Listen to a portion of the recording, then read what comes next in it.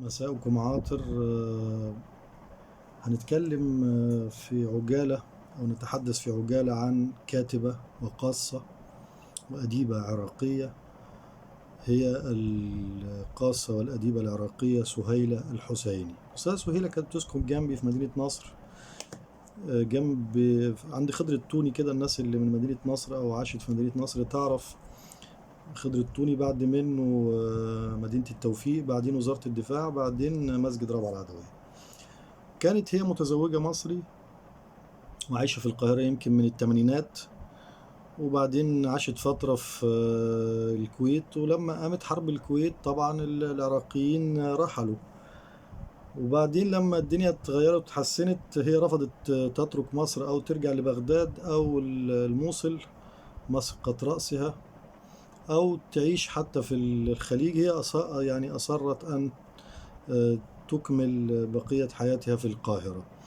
وحتى بعد ما توفي زوجها رفضت أيضا أن تعود إلى بلدها، وعرض عليها أخوها مهندس إنها تروح له أمريكا، عايش في أمريكا. أيضا رفضت لأنها كانت تحب القاهرة. أنا تعرفت عليها كانت تقريبا عدت 60 سنة تقريبا، وكانت بدأت تحضر ندوات وتتنقل الجمعية المصرية للدراسات التاريخية أيام الدكتور رؤوف عباس الله يرحمه. إن شاء الله بنعمل أيضا ندوة عن الدكتور رؤوف. ورابطة الأدب الإسلامي العالمية مع محي الدين صالح الله يرحمه، واتحاد الكتاب. فأنا تعرفت عليها، وطبعا فتحت لي قلبها وبيتها كأم وكأخت فاضلة عليها رحمة الله، وكانت كريمة جدا معايا للحقيقة، وأهدتني كل ما أبدعت. وأنا طبعا هقرأ جزء عن حياتها، عملت عنها كتاب طبعا من باب الوفاء بعنوان نخلة العراق السامقة، سهيلة الحسيني. هنقرأ جزء بسيط من حياتها طبعا، وبعدين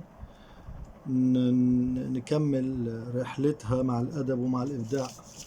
ولدت 1942 وتوفيت 2007.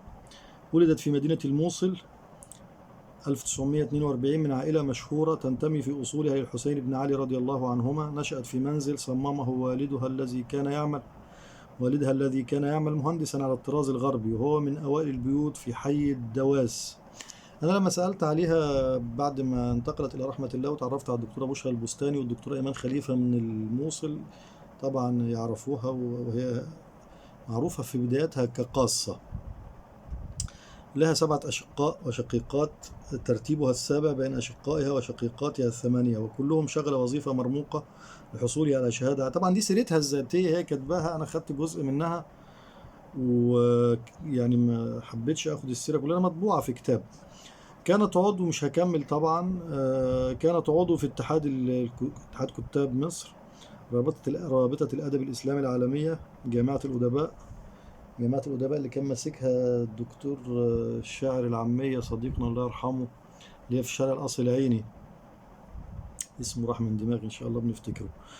صدر لها والجمعية أيضا المصرية للدراسات التاريخية الدفع بلا ثمن مجموعة قصصية: بغداد، أنتم يا من هناك، رواية، بيروت، المرأة في منهج الشيخ محمد الغزالي، الحروب الصليبية، مواقف وتحديات، القاهرة، قصص للأطفال، السعودية، الشاعر طاغور، الهيئة العامة للكتاب، قراءة في أدب المقاومة، مكتبة الآداب، نساء في صحبة النبي، سيرة قلم اللي هي سيرتها الذاتية، إلى آخر ما أنجزت من مؤلفات. هي ليها قصة مع الشيخ محمد الغزالي حكيت لي عنها. طبعا هي ليها الفضل في أن هي عرفتني على الأستاذة عفاف بنت الشيخ محمد الغزالي، زوجة صديقنا محمد عبد القدوس. وأيضا لها فضل أن أنا دخلت من خلالها إلى عالم الصحافة، الكلام ده سنة 2001 و2002 و2003 وهكذا. الأستاذة سهيلة تعرفت على الشيخ الغزالي، حكيت لي حكاية غريبة شوية، إن هو كان في الموصل معار لبغداد أو للعراق، وكان بيطلع في الإذاعة الشيخ محمد الغزالي المصري، وهي خيل إليها حين استمعت إليه أنها تستمع إلى أبو حامد الغزالي، لأنه وهي صغيرة سمعت عنه من والدها اللي هو أبو حامد الغزالي صاحب كتاب الإحياء.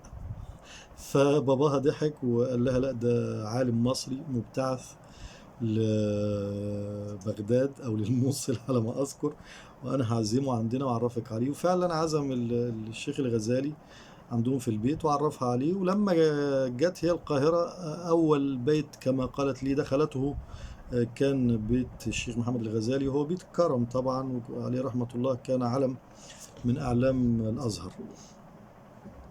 الأستاذ سهيلة تستحق الكثير، ربما لا يعرفها الكثير من هذا الجيل. أديبة وقاصة وباحثة ومؤرخة أيضا. وأنا هنا في هذا الكتيب الصغير جمعت جزء من تراثها وسيرتها الذاتية وبعض الحوارات اللي اتعاملت معها. أرجو أن أكون قد يعني أعطيتها ولو قليل من حقها علي، عليها رحمة الله. أذكر إن أنا أول ديوان، طبعا إحنا كنا جيران، وهي أصيبت بمرض عليه رحمة الله، وقالت لي يعني إن أنا محتاجاك جنبي عشان أنا مريضة، ووقفت معاها قدر المستطاع أنا، وكان معايا طبعا الأستاذ عفاف بنت الشيخ محمد الغزالي. وكان الوقت أياميها شتاء على ما أذكر، واتصل أخوها بيا جاي من أمريكا وقال لي إن هي ماتت. وكان في كتب لي عندها، يعني في بعض الكتب كتبي أنا محتفظ بيها عندها. فقال لي في كتبك موجودة، وفي هي قالت وصت إن أنت لو عايز تاخد المكتبة كلها. قلت له لا، أنا مش عايز المكتبة، عندي مكتبتي، أخد بس كتبي يعني. فكان ليا طبعا، أنا أياميها ما كانش ليا ديوان مطبوع، فآثرت أن يكون أول ديوان فيه قصيدة في رثائها عليها رحمة الله، وديوان ترانيم روح مكتبة الآداب 2009. وطبعا كتبت نبذة عنها صغيرة في الديوان والقصيدة. والقصيدة دي يعني ألقيت في فندق الكشافة، كانت ندوة لرابطة الأدب الإسلامي العالمية، وفيها شعراء طبعا من كل دول العالم، كان منهم دكتور صابر عبد الدايم أستاذنا وصديقنا، والدكتور أحمد عمر هاشم متعه الله بالصحة والعافية، مجموعة من. وأنا طبعا قلت القصيدة ولم أتمالك نفسي وبكيت حين تذكرت الأستاذة الراحلة سهيلة الحسيني. القصيدة بعنوان رحلت بأحزان العراق. هقول منها جزء أو لا أقدر أقوله إن شاء الله، ونكون بذلك يعني قد تحدثنا عنها ولو في دقائق معدودة، استذكارا لفضلها وعطائها وعلمها وثقافتها. رحلت بأحزان العراق. رحلت وكنت أحبها، كانت كأحلام المساء، كانت كأمجاد العراق يأبى يعيش بلا فداء، كانت كغصن الياسمين، كانت تغني للسنين، كانت تحب الأوفياء، كانت تغرد للحياة، وكانت طريقا للهداة، وكماء دجلة والفرات يجري فيزدهر النماء. لا تسلني عن أساها عن هواها، كيف عاشت في إباء، كيف عاشت كالصباح البكر، كالليل المعطر بالغناء. لا تسلني عن عراق لفها بالكبرياء. احنا كنا موجودين، كنا بنحضر بقى مع بعض دايما بحكم ان هي جيران، وكانت بتحضر معايا معظم الندوات، وارجع انا وهي في نفس الباص او التاكسي كيفما اتفق.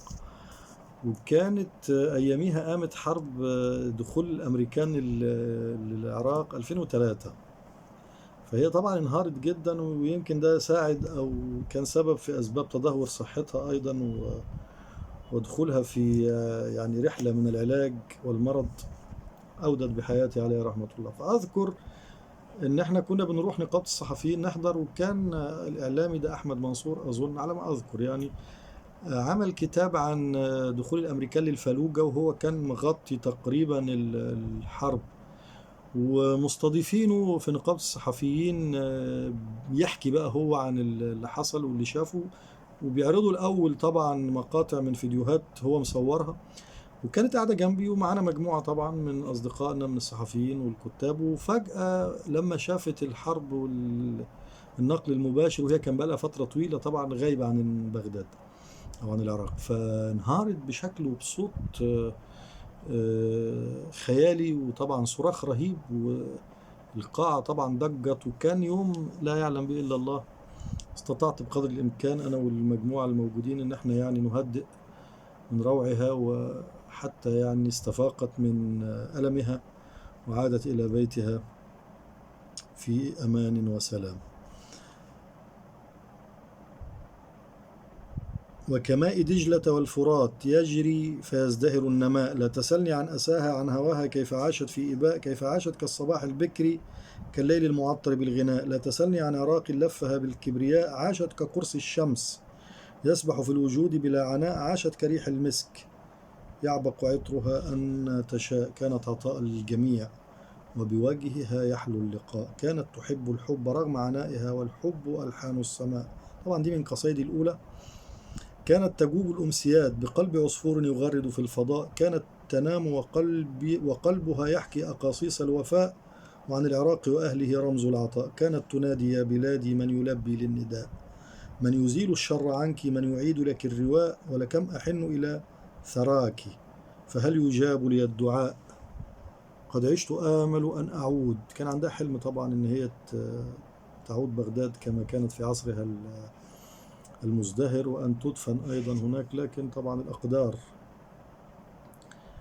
قد عشت آمل أن أعود إليك ألتمس الرضا، لكنني لما نظرت إليك روعني البلاء. قد صدني زحف الأفاعي هالني يغول الشقاء. كانت تراني مصرها ولمصر عشق في الدماء. كانت تراني كابنها، كانت دايما تقول لي أنت ابني وبتناديني يا ناصر ابني. كانت تعطيني مفتاح للشقة بروح أي وقت، وأنا كنت بعتبرها زي والدتي طبعا عليه رحمة الله. والأم تفعل ما تشاء. يا أم مشتاق إليك فخبريني ما الدواء، فظهور عمري في ذهول، إلى آخر طبعا هذه القصيدة عليه رحمة الله. يعني إن شاء الله يبقى لنا أيضا لقاء عنها، نتحدث عن مؤلفاتها ونتحاور معها كأنها بيننا. تحياتي، إلى اللقاء.